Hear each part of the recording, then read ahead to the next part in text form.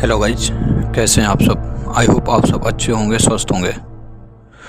आज की जो ये कहानी मैं बताने जा रहा हूँ, इस कहानी को जब आप सुनेंगे तो इस कहानी से आपके भी मन में एक डर सा पैदा होगा।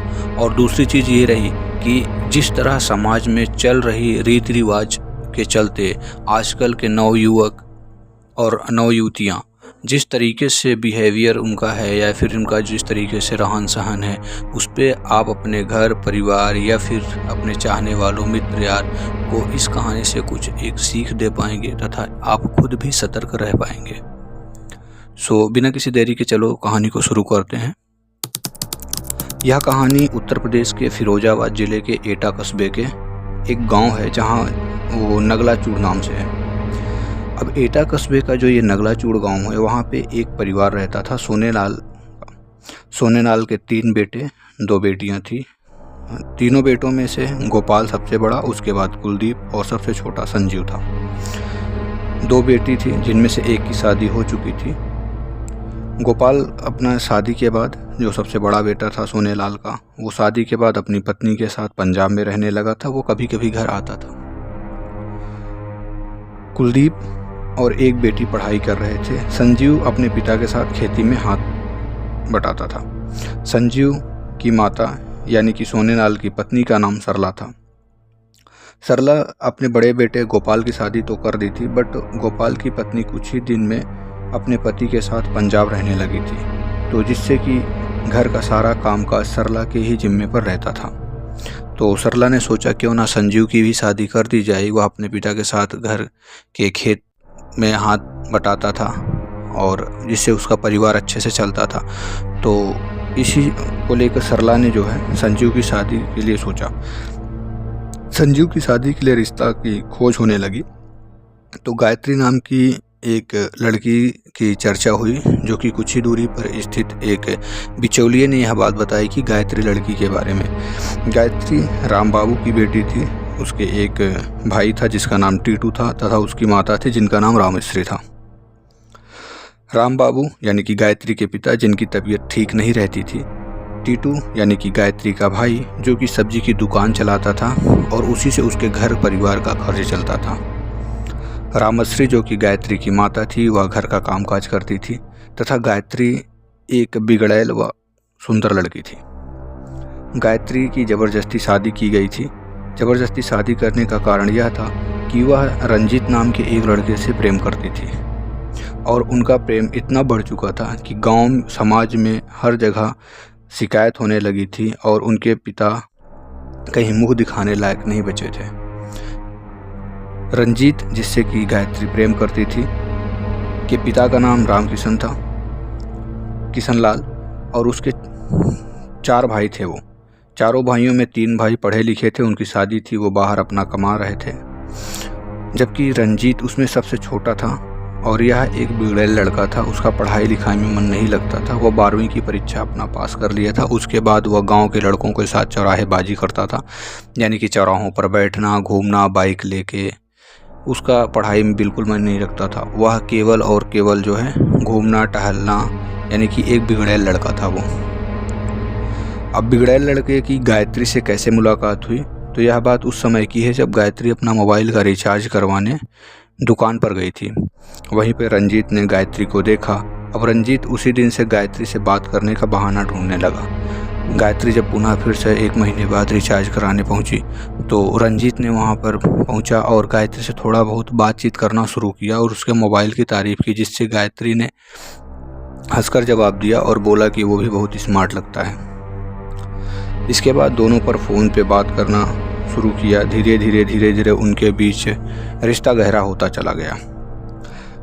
यह बात उस समय की है जब गायत्री की शादी को 1.5 साल हो चुके थे। गायत्री की शादी तो संजीव से हो चुकी थी, बट शादी के बाद वह फ़ोन पर बातें करती थी, अपने ससुराल में जाके टीवी देखती थी, मोबाइल चलाती थी तथा घर के कामकाज को नहीं करती थी। गायत्री और रंजीत मोबाइल की दुकान पर बाइक पर घूमना टहलना, ये दोनों मिले थे। 1.5 साल पहले की बात है। तब से ये गायत्री और रंजीत की प्रेम कहानी यहाँ से शुरू हुई थी।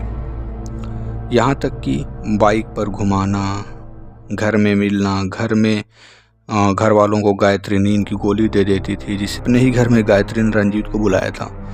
और जैसे ही रंजीत आया उसकी माँ जग गई। उसने देखा और रंजीत और गायत्री को नंगे हाथों पकड़ लिया। यह बात उस समय की है। इस घटना को जिसकी मैं आज बात कर रहा हूँ, संजीव को 1.5 साल शादी को हो चुके थे, गायत्री और संजीव के, जो कि गायत्री की ज़बरदस्ती शादी की गई थी उसके परिवार के द्वारा। 1.5 साल से उसको कोई बच्चा नहीं हुआ था। तो गायत्री ने एक षड्यंत्र रचा, क्योंकि इसी के बहाने वो घर से बाहर निकलेगी और अपने रास्ते से अपने ही पति संजीव को वो हटा देगी। घर से वो रवाना हुई बाइक पे, साथ में अपने पति संजीव के साथ। और जैसे ही घर से वो निकलती है, मोबाइल पर उसने जो है फ़ोन करके जो है रंजीत को ये सारी बात बता दी। रंजीत रास्ते में एक जगह मिलता है और उसके मिलने से पहले ही गायत्री अपने पति संजीव को पानी की बोतल जो ली थी उसमें बेहोशी की दवा मिला दी थी।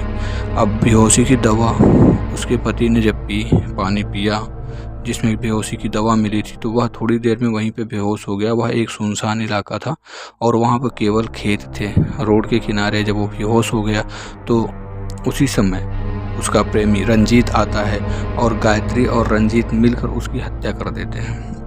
हत्या के बाद वे दोनों उसकी लाश को एक खेत में जाके छिपा देते हैं और उसके बाद दोनों दिल्ली जाने की तैयारी में लग जाते हैं। उनके पास पैसा नहीं था, इसलिए पैसे के इंतज़ाम के लिए वो एटा एक मित्र के यहाँ जाते हैं, जहाँ से वो दोनों दिल्ली के लिए ट्रेन पकड़ने वाले थे। इसके बाद जब रात हो गई, गायत्री और संजीव घर नहीं लौटे, तो संजीव के माता पिता परेशान हुए कि आखिर ये लोग पास क्यों नहीं लौटे। संजीव की माता, जिसको गायत्री पर पहले से ही शक था, उन्होंने गायत्री के घर वालों को भी इस बात की सूचना दी कि गायत्री के कहने पर उन्होंने अपने बेटे और गायत्री को साथ में दवा के लिए भेजा था एटा, जबकि अभी तक दोनों लौटकर वापस नहीं आए हैं। इसकी शिकायत पुलिस में की गई। पुलिस में शिकायत करते ही, यह बात 13 मई की है, 18 मई को जब पुलिस वालों ने छानबीन शुरू की तो 18 मई 2018 को रिजौर के चौकीदार, जिसका नाम रमेश था, खेत पर देखा कि संजीव की लाश है। इसके बाद जब लाश की जाके वहाँ पे पोस्टमार्टम हुआ, देखा गया, तो पता चला कि गला रेत कर इसकी हत्या की गई है। उस समय जो वहाँ के थाना प्रभारी थे जितेंद्र सिंह, उनको इस बात की मुहिम हुई। उन्होंने जो है सख्त कार्रवाई करके 1 से 2 दिन के अंदर गायत्री और रंजीत को नंगे हाथ धर दबोचने के बाद जो सच्चाई सामने आई, गायत्री ने खुद से ही अपने पति संजीव का गला रेत कर उसकी हत्या कर दी थी। उसके बाद संजीव की हत्या के बाद गायत्री और रंजीत अब दिल्ली जाकर एक खुशहाल जिंदगी जीना चाहते थे। इस बात के उजागर आते ही लोगों ने हाथ अपने दांतों तले उंगलियां दबाना स्टार्ट कर दी कि कोई ऐसे कैसे कर सकता है। कोई एक लड़की जो कि अपने ही पति की हत्या कर और अपने प्रेमी के साथ भागने की फितरत कर रही है। इसके खिलाफ दोनों को कार्रवाई और सख्त सजा दी गई और थाना प्रभारी जितेंद्र सिंह ने इस पे जो है धारा 302 120B के तहत इनको जेल भेज दिया। और अभी इस घटना की मुहिम हो रही थी और ये लोग अभी जेल के सलाखों के पीछे ही हैं। तो इस कहानी से हमको ये सीख मिलती है कि आगे चल रहे समाज में जिस तरह की परिस्थितियां हैं, मोबाइल का चलन है, तो आप खुद सतर्क रहें और अपने सगे संबंधियों और चाहने वालों को भी सतर्क करें कि इस तरह की घटना आगे आने वाली और कोई भी घटनाएं ना हो जिससे कि किसी और परिवार को नुकसान हो या किसी और परिवार के बेटे या बेटी को किसी तरह की दिक्कत का सामना करना पड़े। सो आई होप आपको ये स्टोरी अच्छी लगी होगी। अगर स्टोरी अच्छी लगती है तो वीडियो को लाइक करिए, चैनल को सब्सक्राइब करो और कमेंट में लिखो कि अगर ऐसी स्टोरी आपको और सुनना देखना पसंद है। सो मैं आपको और वीडियोस लेके आऊँगा और मंगलवार और शनिवार 2 वीडियोस वीक में मेरी आती रहेंगी। तो आप लोग कमेंट करके ज़रूर बताइए वीडियो कैसा लगा। सो मिलते हैं अगले वीडियो में।